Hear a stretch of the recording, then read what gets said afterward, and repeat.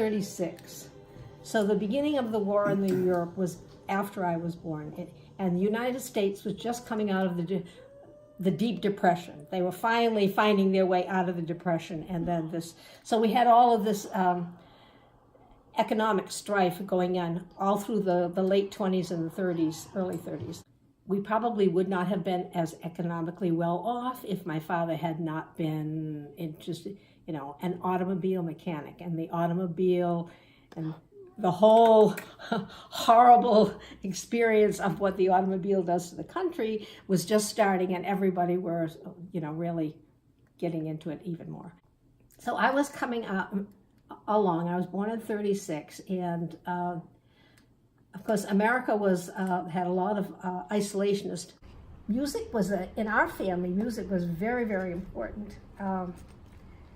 There was no television, so entertainment was the radio and games, and music. And we had a piano, and I played the piano, and my mother played the piano a little bit, and my father was a great singer, so we would sing.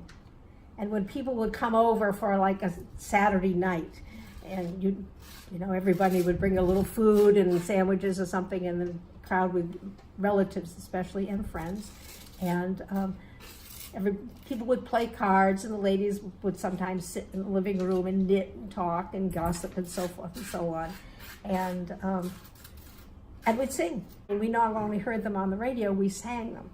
We sang a lot of the old songs, and I think that might be one of the reasons why I love many of the old folk songs, because I sang them with my father when I was growing up. In school, we had posters around the classroom. All kinds of posters were around everywhere, but even in the classroom, in the school, and we pledged allegiance to the flag, and we sang the national anthem every single morning. And there was also, at that time, there was a reading from the Bible. Okay. So we had a Bible reading, and we had a moment of silence, and we pledged the flag, and we sang, and then we started our school day. Very, very patriotic. And if you went to the movies, there would be small vignette films, and they would be about all patriotic. Our boys are fighting, we have a great country, we're this, we're that. So love of country was everywhere in there. And do your part. Really, really, they involved everything. The music, the life, everything that you saw. And the music would come through it all. Yeah, music was part of our daily life. We sang while we did all kinds of things. And when we rode in the car, we sang. And not always with the radio. Sometimes we would sing just songs that we all liked, So music was very, very strong. And I don't think we were the only ones like that. I think there were plenty of other families that sang together and sang the popular songs and sang the old songs. It was very unifying. I don't think you find that today, because I think many of the older adults don't identify with the modern music. Glenn Miller was the big orchestra at that time, and he became an Army officer, and he played for Army get-togethers so that to raise morale. They would have these shows that would go around to Army bases, and Bob Hope, Bing Crosby, and Bob Hope especially he traveled miles and thousands of miles to Army bases.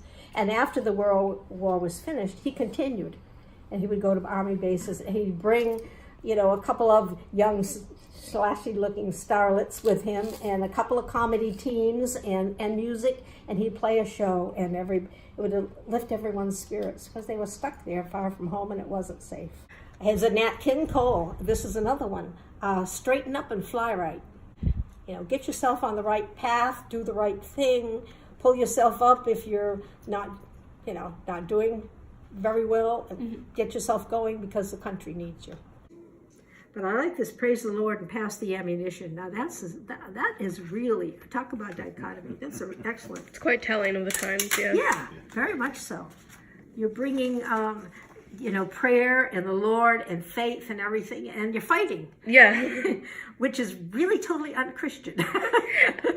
There was a time when my name was Ehrenberg, which happens to be a German name. But my mother would not. My father was questioned a couple of times, and my mother was questioned. Not by the authorities, but by friends and people that she knew and people that she had worked with. Well, aren't you married to a German? She said, oh no, we're Dutch.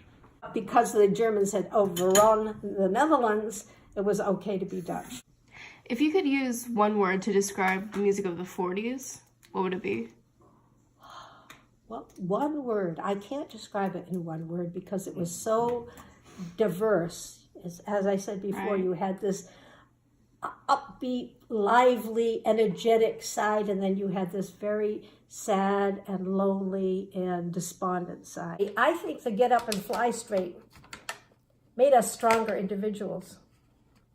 It did not make us any less bigoted, or any less tolerant. But it made us very, very strong to go out and do something and forge forward.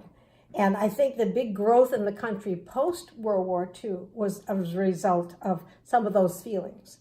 Because when the GIs, as they were called, government employees, came back, they were energized. This is the country that I fought for. So, and I've got all these thoughts and I've got all these feelings and I've had all this big buildup. And am I going to let it just drop?